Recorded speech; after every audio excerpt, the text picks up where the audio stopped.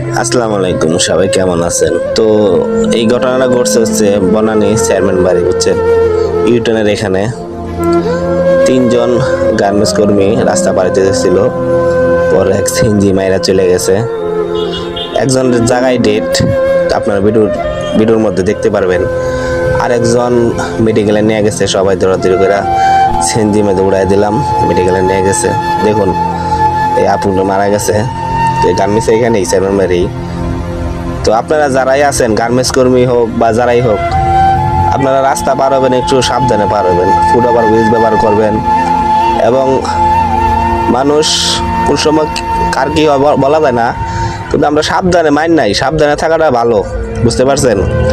আশা করি ভিডিওটা সম্পূর্ণ দেখবেন, ঠিক আছে? আর সবার কাছে শেয়ার করে দিবেন, এই আপুটার জন্য দোয়া করবেন, ঠিক আছে? আর যিনি বাইসা আছে, যে দুইজন বাইসা আছে, ওই দুইজন যেন সুস্থ থাকে।